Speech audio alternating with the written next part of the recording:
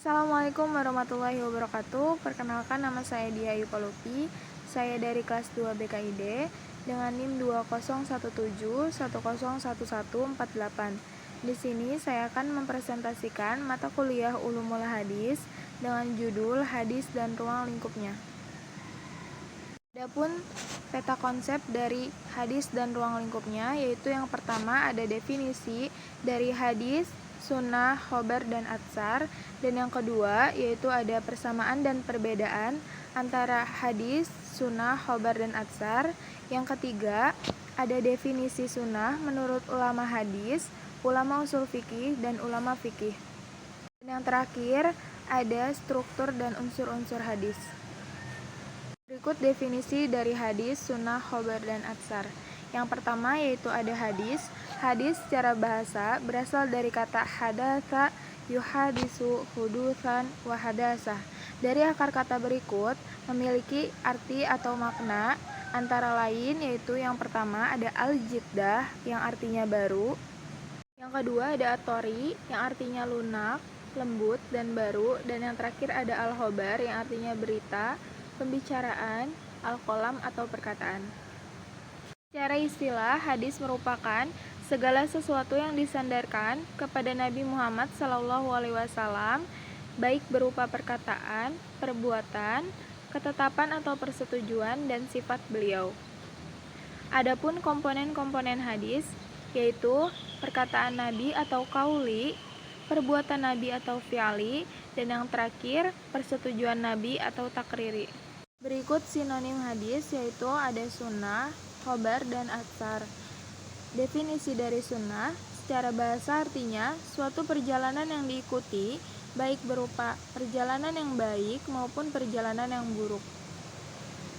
Secara istilah, sunnah merupakan segala sesuatu yang berhubungan dengan Nabi Muhammad SAW, baik perkataan, perbuatan, ketetapan, ciri fisik, budi pekerti yang terjadi sebelum kenabian maupun sesudahnya. Makna sunnah yang lain dapat diartikan sebagai tradisi yang kontinu. Definisi dari khobar secara bahasa diartikan an-naba yang artinya berita. Secara istilah, khobar merupakan segala sesuatu yang disandarkan kepada Nabi Muhammad SAW, baik secara marfu, mawakuf, atau maktu, baik berupa perkataan, perbuatan, persetujuan, dan sifat. Definisi yang terakhir yaitu atsar. Secara bahasa dapat diartikan al-baqiyatu au baqiyatu syai'i yang artinya peninggalan atau bekas sesuatu.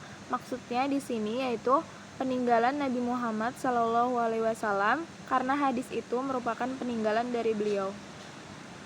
Secara istilah, atsar merupakan segala sesuatu yang disandarkan kepada para sahabat atau mauquf dan tabi'in atau maktu, baik berupa perkataan maupun perbuatan. Berikut persamaan dan perbedaan antara hadis, sunnah, khobar, dan atsar. Yang pertama yaitu ada persamaan dari keempat istilah yaitu hadis, sunnah, khobar, dan atsar. Menurut jumhur ulama hadis dapat dipergunakan untuk maksud yang sama, yaitu bahwa hadis disebut juga dengan khobar, sunnah, dan atsar. Itu pula dengan sunnah. Sunnah dapat disebut juga dengan khobar, hadis, dan atsar. Maka hadis mutawatir dapat disebut juga dengan sunnah mutawatir atau khobar mutawatir. Begitu juga dengan hadis sahih, dapat disebut juga dengan sunnah sahih, khobar sahih, dan atsar sahih. Yang kedua yaitu ada perbedaan antara hadis, sunnah, khobar, dan atsar. Apa sih perbedaan antara hadis, sunnah, khobar, dan atsar? Yang pertama yaitu hadis. Biasanya digunakan hanya terbatas kepada apa yang datang dari Nabi Muhammad SAW. Yang kedua yaitu ada sunnah, bisa disandarkan kepada Nabi Muhammad SAW, para sahabat, dan umat pada umumnya. Yang ketiga yaitu ada khobar. Khobar digunakan terhadap apa yang datang selain dari Nabi Muhammad SAW. Yang kedua, tiap hadis itu adalah khobar, tapi tidak setiap khobar adalah hadis. Yang terakhir ada atsar. Atsar digunakan terhadap apa yang datang dari sahabat, tabi'in, dan orang-orang sesudahnya. Berikut definisi sunnah menurut ulama hadis, ulama usul fikih, dan ulama fikih.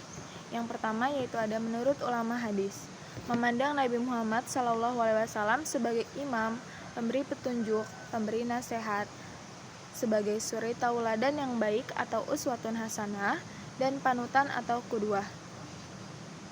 Bagi mereka, segala sesuatu yang berhubungan dengan Nabi Muhammad SAW, baik berupa perkataan, perbuatan, ketetapan, ciri fisik, budi pekerti, baik yang terjadi sebelum maupun sesudah kenabian, mengandung hukum syara atau tidak, dinamakan sebagai sunnah. Selanjutnya, menurut ulama usul fikih, memandang Nabi Muhammad SAW sebagai penetap hukum Islam atau syari dan peletak kaidah-kaidah bagi para mujtahid dalam menetapkan hukum Islam. Oleh sebab itu, tidak semua yang berhubungan dengan Rasulullah dikatakan sebagai sunnah. Mereka membatasi pengertian sunnah hanya kepada segala sesuatu yang berasal dari Nabi Muhammad SAW yang berhubungan dengan hukum syara. Yang terakhir, menurut ulama fikih, memandang Nabi Muhammad SAW dari sisi perbuatannya yang bermuatan hukum syara. Bagi mereka, sunnah adalah suatu ketetapan yang datang dari Nabi Muhammad SAW dan tidak termasuk kategori fardu dan wajib. Maka sunnah mereka artikan sebagai hukum syara yang menuntut pekerjaan tetapi tidak wajib dan tidak disiksa bagi yang meninggalkannya. Struktur dan unsur-unsur hadis. Apa sih struktur dari hadis? Struktur dari hadis itu terbagi menjadi 3. Yang pertama ada matan, yang kedua itu ada sanad, dan yang terakhir ada rawi. Yang pertama ada matan. Matan itu apa sih? Matan merupakan segala sesuatu yang disandarkan kepada Nabi Muhammad SAW, baik berupa perkataan, perbuatan, sifat, yang menjadi ujung penghabisan dari sanad. Sedangkan sanad itu apa sih? Sanad adalah rentetan atau mata rantai para perawi hadis yang dapat menyampaikan kita kepada matan atau jalan hadis. Sedangkan rawi adalah orang yang menyampaikan hadis kepada kita, yaitu orang muslim, melalui kitabnya. Adapun unsur-unsur dari hadis, yang pertama yaitu ada penyampaian dan yang kedua ada penerimaan. Unsur ini dikenal dengan istilah tahamhul al-hadis wa al-ada.